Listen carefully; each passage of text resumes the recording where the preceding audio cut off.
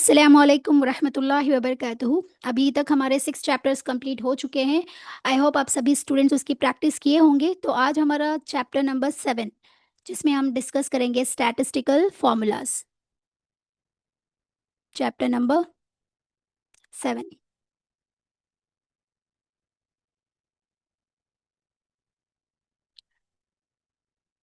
Okay, तो देखिए आज इस क्लास में हम पढ़ेंगे कुछ स्टैटिस्टिकल फार्मूलाज। बहुत ज़्यादा नहीं पढ़ेंगे, जितने मिनिमम 8 to 9 फार्मूलाज आज हम याद करेंगे। जितना भी टाइम लगता है आज हम 8 to 9 फार्मूलाज कंप्लीट करेंगे। और सभी स्टूडेंट्स और उसकी अच्छे से प्रैक्टिस करें, क्योंकि जब तक आप प्रैक्टिस नहीं करेंगे आपको ये फार्मूलाज याद नहीं रहेंगे। और यहाँ पर कोई भी फार्मूला आपको रट्टा नहीं मानना है। आप जस्ट समझिए कि हम कैसे फार्मूलाज को अप्लाई करते हैं, बस यही आपको ध्यान रखना है। कोई भी यहाँ पर कोई भी फार्मूला को रट्टा नहीं मारा जाएगा। बस आपको कॉन्सेप्ट समझना है कि हम फार्मूलाज कैसे अप्लाई करते हैं। अभी तक चैप्टर नंबर 6 जितना भी हमें पढ़ा है वो सिर्फ बेसिक्स था। तो अब यहाँ से थोड़ा इंटरमीडिएट लेवल स्टार्ट होता है, जिसके अंदर हम स्टैटिस्टिकल फार्मूलाज को सीखेंगे। यानी हम फार्मूलाज कैसे अप्लाई करते हैं, अगर हम फार्मूलाज कोई भी गलत अप्लाई किए तो एरर कैसे आते हैं, ये सब हम इसी चैप्टर से स्टार्ट करेंगे। ओके, तो सबसे पहले हम देखेंगे यहाँ पर, इसको मैं थोड़ा जूम इन कर लेती हूँ, एक सेकेंड।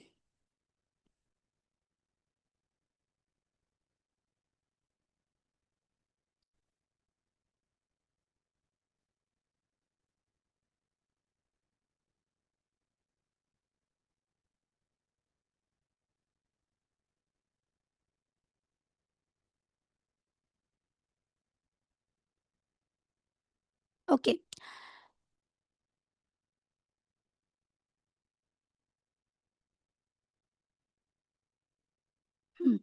ध्यान से देखिए मैम। यहाँ पर सबसे पहले आप देखेंगे तो आपको 3 फार्मूलाज मिले हैं। एक है सम, एवरेज, मैक्सिमम, मिनिमम। तो पहले हम स्टैटिस्टिकल फार्मूलाज में इन चारों फार्मूला को कैसे अप्लाई करते हैं देखेंगे। पहले सम कैसे करते हैं, एवरेज कैसे करते हैं, मैक्सिमम कैसे करते हैं और मिनिमम फार्मूलाज कैसे अप्लाई करते हैं हम देखेंगे। ध्यान से देखिए, मैंने सम का फार्मूला आपको ऑलरेडी मैंने एक्सप्लेन कर चुकी हूँ। तो सम के लिए आप बहुत अलग अलग डिफरेंट फार्मूलाज यूज़ कर सकते हैं, डिफरेंट तरीके से इसको अप्लाई कर सकते हैं। मैंने इसका एक शॉर्टकट की आपको बताया था।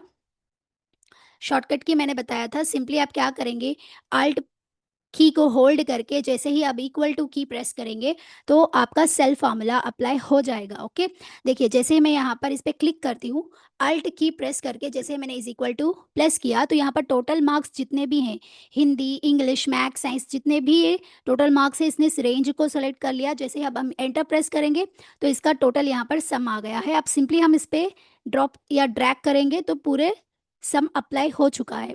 तो इस तरीके से बेस्ट हमारा सम है। या आप क्या कर सकते हैं, यहाँ पर ऑटो सम दिख रहा है ना आपको, तो आप ऑटो सम से यहाँ पर भी इसका फॉर्मूला चूज करके आप अप्लाई कर सकते हैं। तो हमने ये देखा था, ये थोड़े बेसिक्स मैंने आपको पढ़ाई थी। अब हम देखते हैं, नेक्स्ट है एवरेज। एवरेज फार्मूला को अप्लाई करने से पहले आपको ये समझ में आना चाहिए कि एवरेज होता क्या है। क्योंकि देखिए कोई भी फार्मूला जब अप्लाई करते हैं तो सबसे पहले वो फार्मूला क्यों अप्लाई करते हैं, किस लिए अप्लाई करते हैं, ये कैसे, पहले डिनोमिनेटर में क्या आना चाहिए, ये सारी चीज़ें आपको, न्यूमरेटर में क्या आनी चाहिए, ये सारी चीज़ें आपको आनी चाहिए। ओके, तो चलिए मैं सबसे पहले आपको एवरेज किसको कहते हैं वो एक्सप्लेन करती हूँ। ओके, एवरेज, देखिए एवरेज मतलब होता है सबको एक बराबर लेवल लेवल पर लेकर आना। याद रख लीजिए, एवरेज क्या होता है, सबको एक बराबर लेवल पर लेकर आना।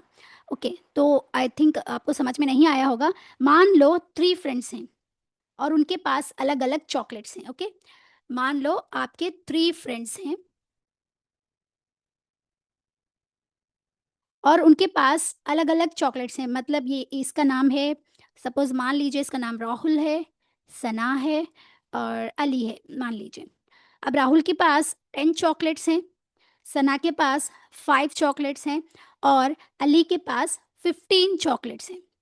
ओके, अब अगर मैं, देखिए अगर हमें इन सभी चॉकलेट्स को मिलाकर तीनों में बराबर डिवाइड करने हो तो हर एक को कितना मिलेगा। अब ये सवाल आता है जी। देखिए राहुल के पास 10 चॉकलेट्स है, सना के पास 5 है, अली के पास 15 है। ये अलग अलग नंबर्स पे हैं। अगर मैं चाहती हूँ कि इन तीनों फ्रेंड्स को बराबर चॉकलेट्स मिलें तो हम क्या करेंगे, सबसे पहले टोटल चॉकलेट्स करेंगे। टोटल चॉकलेट्स कितने हैं माँ? 10 प्लस 5 प्लस 15 कितने हो गए? 30 हो गए। अब हम देखेंगे कि फ्रेंड्स कितने हैं, टोटल फ्रेंड्स कितने हैं। टोटल फ्रेंड्स यहाँ पर आपके 3 हैं। तो एवरेज कैसे करेंगे? एवरेज का फॉर्मूला होता है टोटल चॉकलेट्स जो है 30 और फ्रेंड्स कितने हैं 3। अगर आप इसका कैंसलेशन करेंगे तो आपको आंसर मिलेगा 10, राइट। इसका मतलब क्या होगा? 10 चॉकलेट्स पर फ्रेंड, यानी हर एक फ्रेंड को 10 चॉकलेट्स मिलेंगे। यही एवरेज होता है, इसी को हम एवरेज कहते हैं।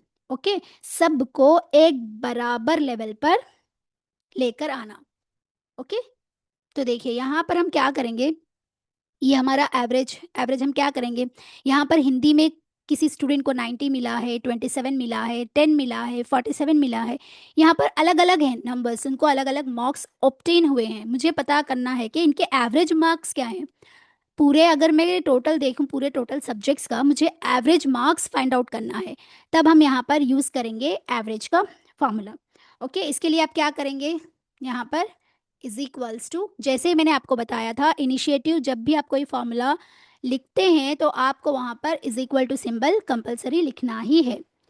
ओके, नेक्स्ट आप क्या करेंगे माँ, इज इक्वल टू आपने लिखा, लिखकर एवरेज जैसे ही आप लिखेंगे, एवरेज टैब की प्रेस करेंगे और आपको ये पूरा रेंज जितने भी टोटल मार्क्स हैं उसको सेलेक्ट करना है, सिंपली एंटर। तो आपको यहाँ पर एवरेज मिल जाएगा, डबल टैप कर दीजिए, आपको यहाँ पर टोटल एवरेज मिल जाएगा। ओके, एक सेकेंड में।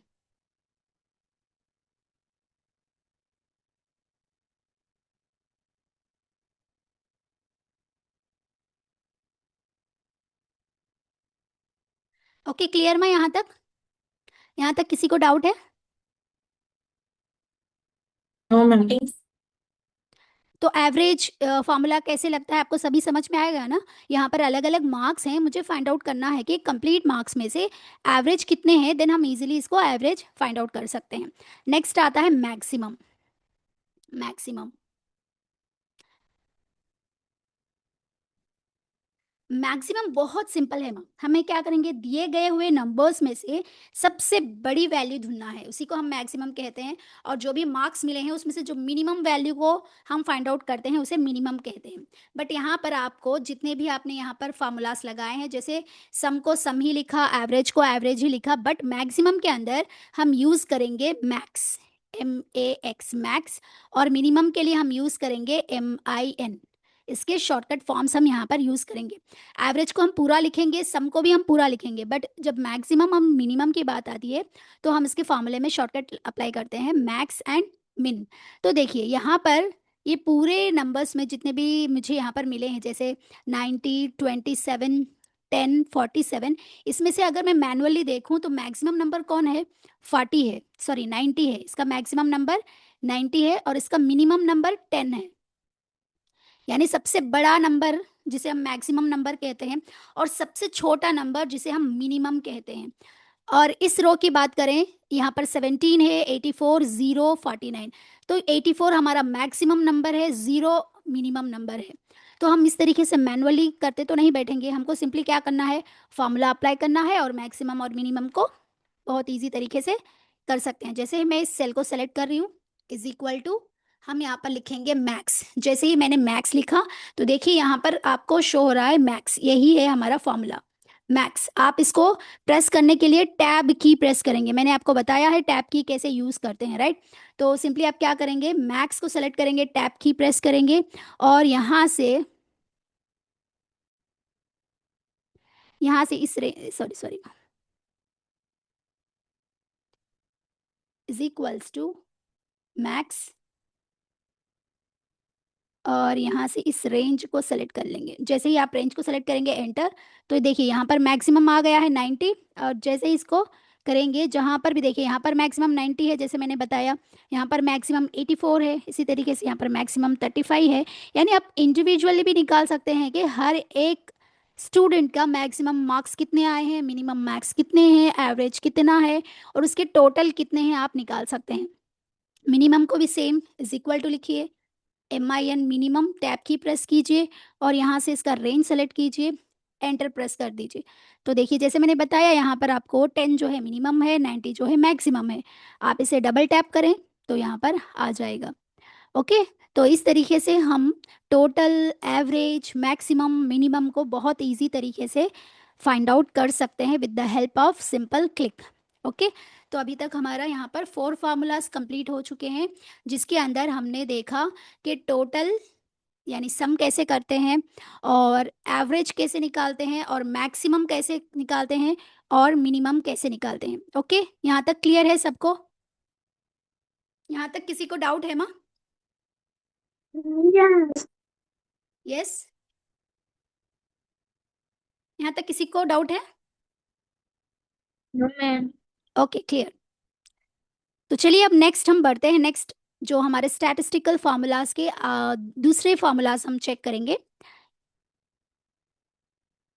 ओके, तो अब हम न्यू 3 फार्मूलाज सीखेंगे, जिसके अंदर आपको count, count A and count blank, इन तीनों फार्मूलाज क्या होते हैं और इन तीनों का डिफरेंस क्या है आपको पता होना चाहिए। यहाँ पर हम पढ़ेंगे count, count A and count blank. आपको सिर्फ कॉन्सेप्ट समझना है। यहाँ पर देखिए कोई भी फार्मूला को आप रट्टा नहीं मानना है, सिर्फ इसको, इसका कॉन्सेप्ट समझना है। देखिए काउंट, अब हम समझते हैं काउंट क्या होता है। काउंट फार्मूला समझना बहुत मजेदार हो सकता है, क्योंकि अक्सर स्टूडेंट्स जो है सम एंड काउंट इन दोनों में कंफ्यूज हो जाते हैं। इस सम के फार्मूला में एंड काउंट के फार्मूला में बहुत सारे स्टूडेंट्स जो है कंफ्यूज हो जाते हैं। ओके, तो मान लीजिए मैं आपको एक एग्जाम्पल के थ्रू समझाती हूँ। यहाँ पर एक सेकेंड, आपको एक एग्जाम्पल के थ्रू समझाती हूँ। यहाँ पर अगर आपके पास 5 रुपीज कॉइन है, अगर मान लो आपके पास 5 रुपीज कॉइन्स है, 5 रुपीज के 3 कॉइन्स हैं, ध्यान से सुनिए माँ, आपके पास 5 रुपीज के 3 कॉइन्स हैं।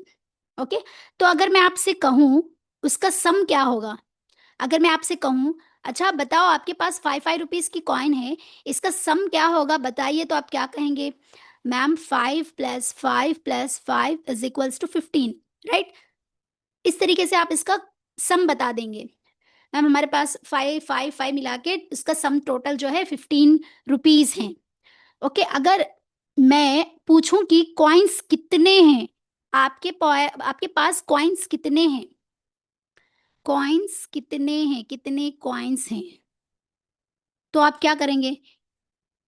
Coin number 1, coin number 2 and coin number 3। Ma'am मेरे पास कॉइन जो है 3 है बोलेंगे, राइट? 3 कॉइन है, इसी को हम काउंट कहते हैं। तो आपको समझना है कि सम अलग है, काउंट अलग है। ओके, अगर मैं आपको सम की बात करूं तो इन कॉइन्स को आप प्लस करेंगे तो बता देंगे 15।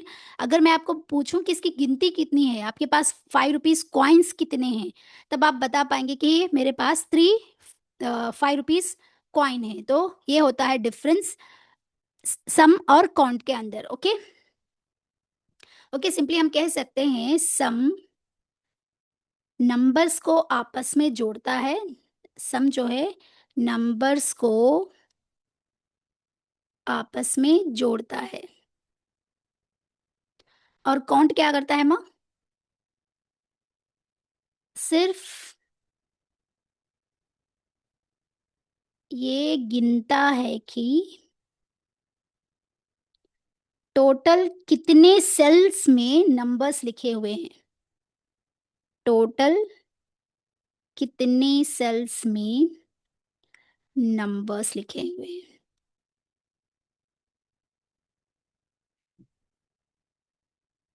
ओके, तो सबसे पहले मैं आपको ये बताना चाहती हूँ, देखिए माँ ध्यान से देखिए, इसको समझने के लिए आपको 3 चीजें याद रखनी है। आपको ये तो समझ में आ गया कि सम के और काउंट के बीच में क्या डिफरेंस है। ओके, अब मान लीजिए आपके पास डेटा 3 टाइप्स का हो सकता है। डेटा आपका नंबर हो सकता है, डेटा आपका डेट हो सकता है, डेटा आपका टेक्स्ट भी हो सकता है, और डेटा आपका एम्प्टी भी हो सकता है। यानी ऐसे डेटा में आपका एक एम्प्टी सेल भी हो सकता है, यानी उसमें कोई भी डेटा नहीं है, एक एम्प्टी है।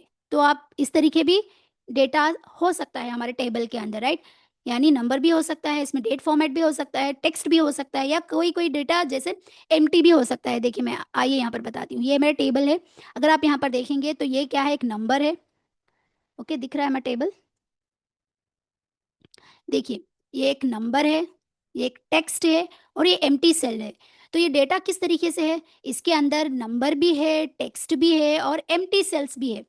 ओके, तो अब ये क्या करता है, काउंट क्या करता है, देखिए मैं ध्यान से देखिए। काउंट क्या करता है, हम तीनों का डिफरेंस समझेंगे। काउंट क्या करता है, ये काउंट सिर्फ नंबर्स वाले कॉलम्स को, डेटा को काउंट करता है, सिर्फ नंबर वाले डेटा को काउंट करता है। अगर आपके डेटा में टेक्स्ट या एम्प्टी है तो ये काउंट नहीं करेगा। कौन सा, काउंट वाला। ओके, देखिए जैसे मैं यहाँ पर लिखूंगी, आपको फार्मूला अप्लाई करूंगी, इज इक्वल्स टू काउंट। जैसे मैंने काउंट लिखा, टैब की, और मैं यहाँ से पूरे फार्मूलाज को इस तरीके से सेलेक्ट करूंगी। जैसे मैं एंटर प्रेस करूंगी तो देखिए यहाँ पर आप काउंट करेंगे तो 1 2 3 4, 4 वैल्यूज आनी चाहिए, बट ये 3 शो कर रहा है। क्यों, क्योंकि यहाँ पर टेक्स्ट वाला सेल है आपके पास। लेकिन काउंट क्या करता है, माँ सिर्फ नंबर्स को काउंट करता है। ये 90 10 47 ये नंबर्स हैं, इसलिए इसने 3 दिया, और जो टेक्स्ट वाला सेल है इसको इसने काउंट नहीं किया। और अब यहाँ पर देखेंगे तो देखिए मैं इसे डबल टैप करके आपको दिखाती हूँ। जैसे आप डबल टैप करेंगे यहाँ पर तो देखिए यहाँ पर 4 आए। क्यों, हर जगह 1 2 3 4, हर जगह आपको ये 4 दिख रहा है, यानी सॉरी हर जगह ये नंबर है इसलिए 4 दिखाई दिया। यहाँ पर देखिए 1 2 ही नंबर है, यहाँ पर एक टेक्स्ट वाला है और एक एम्प्टी सेल है, इसलिए यहाँ पर 2 ही दिखाई दिया। ओके, तो इस तरीके से हम देख सकते हैं। अगर आपको सिर्फ नंबर्स काउंट करने हैं, काउंट मैंने बताया कि आपको गिनना है कि कितने सेल्स में कितने वैल्यूज हैं, अगर आपको काउंट करना है और सिर्फ आपको नंबर्स काउंट करना है, देन आप यूज करेंगे काउंट। अब नेक्स्ट आता है काउंट ए। काउंट ये, यहाँ तक किसी को डाउट है? मैं काउंट कॉन्सेप्ट समझ में आया? ओके, देखिए यहाँ पर ध्यान देंगे, काउंट के बाद आपको ये लगा है, ये मतलब ऑल, मतलब इसका मतलब क्या होता है, काउंट ऑल। यानी सेल के अंदर कोई वैल्यू हो, कोई टेक्स्ट हो, कुछ भी हो, सबको काउंट कर दे। अगर आपको हर एक इसे काउंट करना है, except except empty cell, empty cell को छोड़कर हर जो सेल को अगर आपको काउंट करना है, देन आप काउंट ए को यूज करेंगे। कौन है माँ ये 1+? क्यों स्क्रीन पे लिख रहे हैं माँ आप?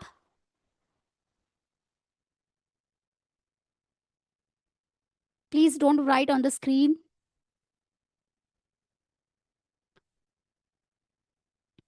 ओके, तो काउंट ये क्या करता है माँ, सबको काउंट करता है, चाहे वो टेक्स्ट हो, नंबर हो, एक्सेप्ट एम्प्टी सेल्स। अगर एम्प्टी सेल्स हैं तो उसको वो छोड़ देगा। तो चलिए अब हम ट्राई करते हैं, इस फार्मूला को अप्लाई करते हैं। जैसे ही मैं यहाँ पर इज इक्वल्स टू काउंट ए पे क्लिक करके, देखिए दिख रहे हैं ना आपको फार्मूलाज, में यहाँ पर काउंट ए चूज कर रही हूँ। देखिए काउंट ए चूज कर रही हूँ, काउंट ए। जैसे ही मैं यहाँ पर टैब करके क्या करूंगी, यहाँ पर इस वैल्यूज को प्रेस करूंगी। ओके, जैसे मैंने एंटर प्रेस किया, एक सेकेंड में, ये जो है ना इसमें ये भी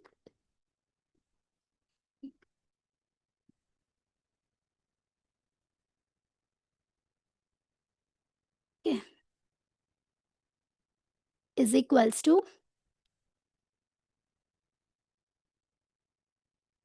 काउंट ए,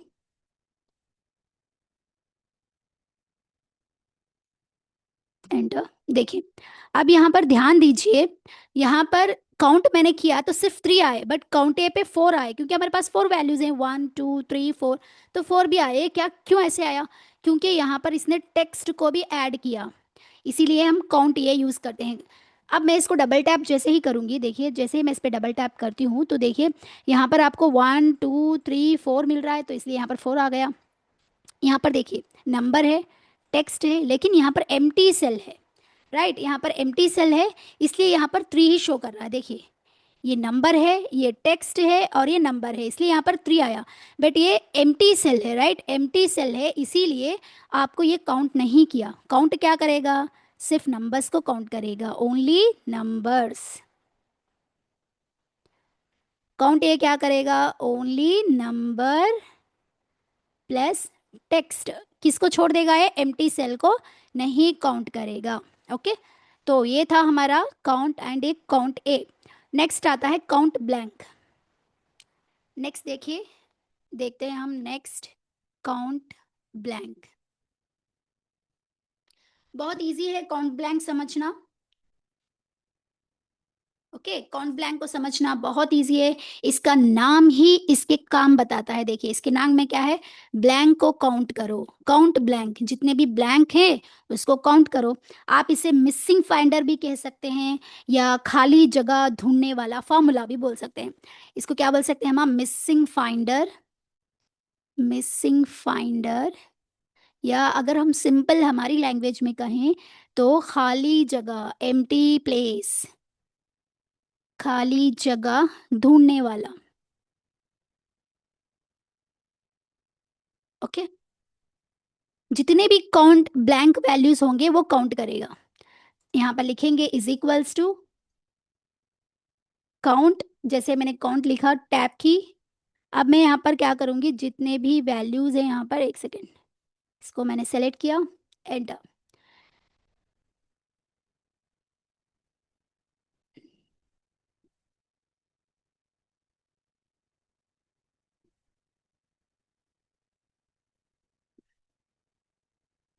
3, एक सेकेंड में, is equals to count blank use करना था, सॉरी। देखिए जैसे ही आप देखेंगे यहाँ पर आपको काउंट ब्लैंक दिख रहा है, ओके, तो आप काउंट ब्लैंक चूज करेंगे यहाँ से, काउंट ब्लैंक। फॉर्मूला क्यों अप्लाई नहीं हो रहा है,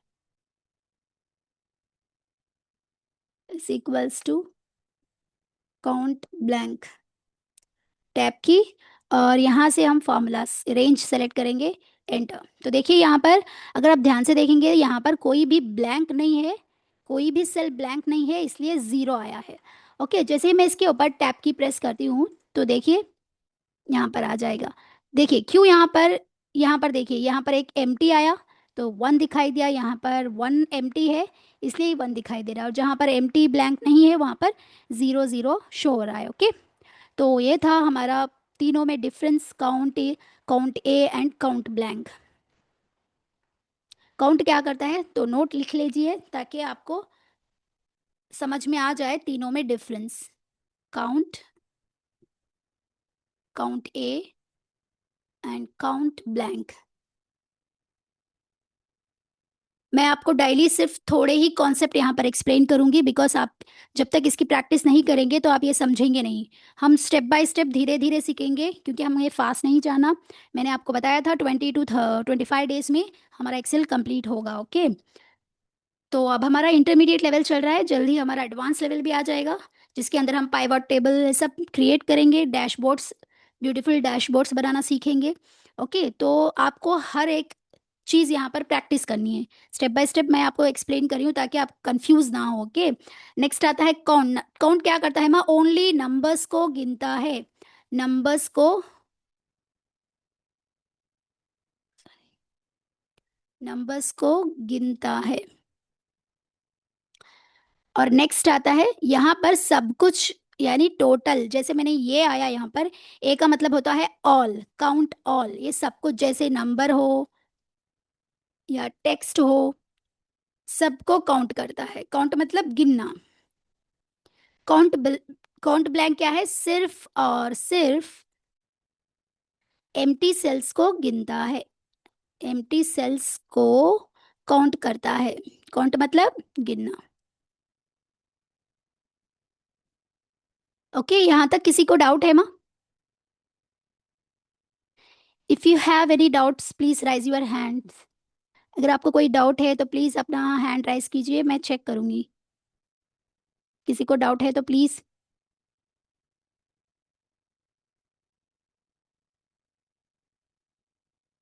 ओके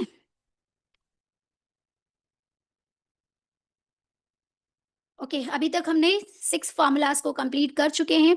टोटल फॉर्मूलाज हमारे हो गए हैं। नंबर 1 सम, उसके बाद हमने देखा average, maximum, minimum, count, count A and count blank. Okay, तो अब हम नेक्स्ट बढ़ेंगे सेल रेफरेंसिंग के ऊपर। ओके अगर आपको ये डेटा सेट चाहिए तो प्लीज मैं क्या करूंगी, इस डेटा को आपको व्हाट्सएप ग्रुप में सेंड करूंगी, आप वहां से कॉपी करके आपके एक्सेल शीट पे प्रैक्टिस करिए माँ। ओके, क्योंकि डेटा सेट बनाने के लिए टाइम लग जाता है, इसलिए मैं डेटा सेट आपको प्रोवाइड करूंगी, व्हाट्सएप ग्रुप में सेंड करूंगी, आप वहां से लेकर इसकी प्रैक्टिस करें। ओके, तो चलिए अब हम देखते हैं सेल रेफरेंसिंग। सबसे पहले सेल रेफरेंसिंग क्या होता है हम समझेंगे।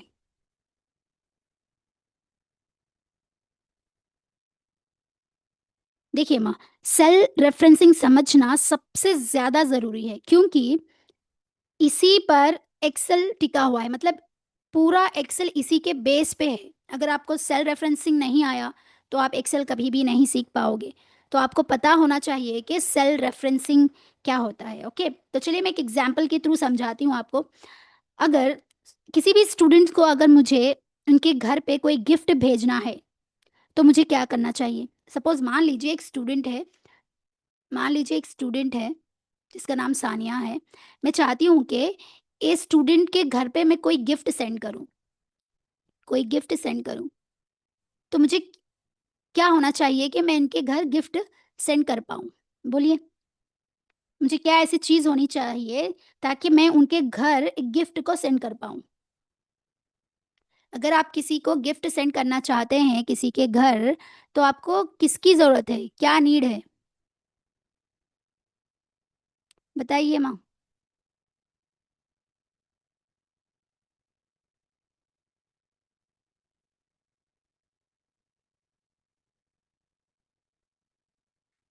एड्रेस की ज़रूरत होती है, राइट। अगर आप किसी को गिफ्ट भेजना चाहते हैं तब उस घर का एड्रेस तो भी आपको पता होना चाहिए। ओके, तो यहाँ पर मैं एड्रेस इसलिए बता रही हूँ, यहाँ पर जेब जो भी सेल है, जो सेल किसको कहते हैं, intersection of rows and columns के कॉम्बिनेशन को ही हम सेल कहते हैं। तो एक्सेल में हर एक सेल का एड्रेस होता है, हर एक सेल का एड्रेस होता है। ओके, समझ में आया। जब हम फार्मूला में किसी सेल का नाम लिखते हैं तो उसे ही सेल रेफरेंसिंग कहते हैं। जितने भी आप यहाँ पर सम फार्मूला में आपने क्या किया, is equal to sum apply करके ये 1 से लेकर ये 10 तक आपने सेल के रेंज को सेलेक्ट किया। तो यहाँ पर सेल के रेंज, यहाँ पर ये 1 दिख रहा है, ये 10 दिख रहा है, ये क्या है, सेल के एड्रेस हैं। जो तुम फार्मूला को अप्लाई करते हो, यहाँ पर जो भी फार्मूला आप अप्लाई करते हो, इसी को हम कहते हैं सेल रेफरेंसिंग। इसी को क्या कहते हैं हम, सेल रेफरेंसिंग। देखिए यहाँ पर सेल रेफरेंसिंग में हम सीखेंगे कि हम फार्मूलाज को कैसे अप्लाई करते हैं और फार्मूलाज को अप्लाई करने के तरीके कितने होते हैं। तो इसलिए ध्यान से सुनिए, cell referencing is most important topic in entire MS Excel. MS Excel में, पूरे एमएस एक्सेल में बहुत इंपॉर्टेंट टॉपिक कौन सा है, सेल रेफरेंसिंग। क्योंकि इसी से हम देखते हैं कि हम फार्मूलाज को कैसे अप्लाई कर सकते हैं, क्योंकि आने वाले क्लासेस में बहुत ज़्यादा और डिफरेंट डिफरेंट फार्मूलाज हम सीखेंगे। तो हमें पता होना चाहिए कि हम अप्लाई कैसे करते हैं। ओके, इसी को हम सेल रेफरेंसिंग कहते हैं। ओके, अब देखिए यहाँ पर मैं इसको एक्सप्लेन करने से पहले आपको थोड़े कॉन्सेप्ट समझा देती हूँ। यहाँ पर आइए।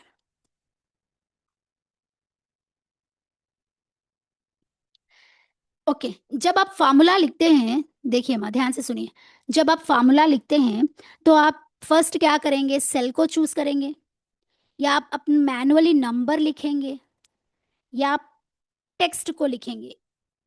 फॉर्मूला में बस ये 3 चीजें करते हैं, या तो आप सेल सेलेक्ट करेंगे, या तो आप खुद नंबर लिखेंगे, या आप टेक्स्ट लिखेंगे। ओके, इसके लिए क्या करना है, जब भी आप सेल चूज करते हैं तो ये क्या होगा कीप चेंजिंग। बस इतना ध्यान रखिए मैम, ये क्या है मैं आपको डेप्थ से समझाती हूँ, बस इतना देखिए। जब भी आप सेलेक्ट सेल को सेलेक्ट करते हैं तो वो क्या होगा, कीप चेंजिंग, यानी वो चेंज होता रहेगा। ओके। अगर आप नंबर लिखते हैं तो वो फिक्स होते हैं, नंबर क्या होते हैं, फिक्स होते हैं। और टेक्स्ट भी फिक्स होते हैं, टेक्स्ट भी फिक्स होते हैं, बट यहाँ पर कंडीशन क्या है, टेक्स्ट को आप डबल कोटेशन में रखना है। जब भी आप देखिए, हम कोई भी सेल के अंदर जब फार्मूला को अप्लाई करते हैं तो उसे सेल रेफरेंसिंग कहते हैं। जब भी आप फार्मूला को अप्लाई करेंगे, या तो सेल को चूज करेंगे, या खुद आप मैनुअली नंबर को लिखेंगे, या टेक्स्ट को लिखेंगे। जब भी आप सेल चूज करते हैं तो वो कीप चेंजिंग यानी चेंज होता रहेगा। जब भी आप नंबर लिखेंगे तो वो फिक्स होते हैं, या जब आप टेक्स्ट लिखते हैं तो वो भी फिक्स्ड होते हैं, बट यहाँ पर एक कंडीशन है, वो डबल कोटेशन में आना चाहिए। ओके, यहाँ तक क्लियर है? यहाँ तक क्लियर है क्या? Yes ma'am. किसी को डाउट है यहाँ तक? No ma'am. Okay, very good. Okay, तो चलिए अब हम सीखते हैं टाइप्स ऑफ सेल रेफरेंसिंग। अब तक हमें तो पता चल गया कि सेल रेफरेंसिंग क्या होता है और सेल एड्रेस क्या होता है। ओके, सपोज मान लीजिए आपने इस कॉलम को, सॉरी इस सेल को लिया। अगर मैं आपसे कहूँ इस सेल का एड्रेस क्या है, तो आप सिंपली क्या कहेंगे, ये कौन सा कॉलम है, के कॉलम है, और ये कौन सा रो है, 19th रो है, सॉरी 18th रो है। तो हम सिंपली कह सकते हैं कि इस सेल का एड्रेस क्या है, K18 है। ओके। देखिए, जैसे ही मैं इसके ऊपर, इस सेल के ऊपर क्लिक करती हूँ, जैसे इस सेल पे क्लिक करती हूँ, आपको यहाँ पर दिखाई दे रहा होगा K18। ये क्या है, हमारा सेल का एड्रेस है। जिस सेल पे आप फॉर्मूलाज को अप्लाई करते हो उसी को हम क्या कहते हैं, सेल रेफरेंसिंग। ओके। अब हम देखते हैं कि टाइप्स ऑफ सेल रेफरेंसिंग क्या होते हैं, यानी फार्मूलाज जो अप्लाई करते हैं आप सेल्स के ऊपर, वो कितने टाइप्स के हो सकते हैं। ओके।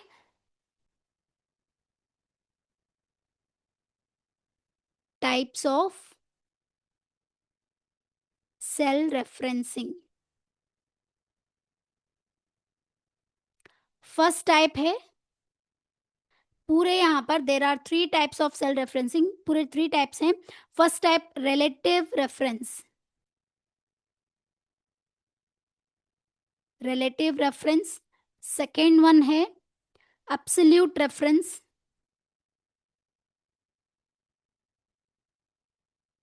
और थर्ड वन है मिक्स्ड रेफरेंस। माँ, बहुत इंपॉर्टेंट टॉपिक है, इसी से आपको सारे पूरा एंटायर कॉन्सेप्ट हमारे एक्सेल का जुड़ा हुआ है, क्योंकि यहीं से हम सीखते हैं कि फार्मूलाज को कैसे अप्लाई करते हैं। ओके। देखो, रिलेटिव रेफरेंस ऐसे होते हैं जिसके अंदर सेल्स कीप चेंजिंग होते हैं, कीप चेंजिंग। मैम, एक कीप चेंजिंग क्या है, फिक्स्ड क्या है, ये अभी मैं समझाती हूँ। बस इतना ध्यान दीजिए, रिलेटिव रेफरेंस क्या होते हैं, चेंज होते रहते हैं। एब्सोल्यूट क्या होते हैं, फिक्स्ड होते हैं, जितने भी है सबको फिक्स्ड कर दो, पूरे फिक्स्ड होते हैं। और मिक्स्ड रेफरेंस, इनका कॉम्बिनेशन होता है रिलेटिव प्लस एब्सोल्यूट। जितना भी डेटा है, हाफ ऑफ द डेटा कैसे रहेगा, फिक्स्ड रहेगा, और हाफ ऑफ द डेटा कैसे रहेगा, चेंज होता रहेगा। मुझे पता है आप सभी स्टूडेंट्स को ये समझ में नहीं आया होगा, क्योंकि रिलेटिव रेफरेंस ये इंटरमीडिएट लेवल है एक्सेल का, आपको थोड़ा, जो बिगिनर्स है उनको समझने के लिए थोड़ा टाइम लगेगा। बट ध्यान दीजिए, रिलेटिव रेफरेंस जिसमें सेल्स ऑटोमेटिकली चेंज हो जाएंगे, एब्सोल्यूट रेफरेंस जिसमें नंबर्स फिक्स्ड होते हैं, और मिक्स रेफरेंस जिसका दोनों का कॉम्बिनेशन होता है, जिसके अंदर रिलेटिव भी आ जाते हैं और एब्सोल्यूट, यानी जो कंप्लीट डेटा है उसमें 50% डेटा फिक्स्ड होता है और 50% डेटा चेंज होता रहता है। यानी आप इन 3 तरीके से सेल के अंदर फार्मूलाज को अप्लाई कर सकते हैं। ओके, इसका मतलब ये है, आप 3 तरीके से सेल के अंदर फार्मूलाज को अप्लाई कर सकते हैं।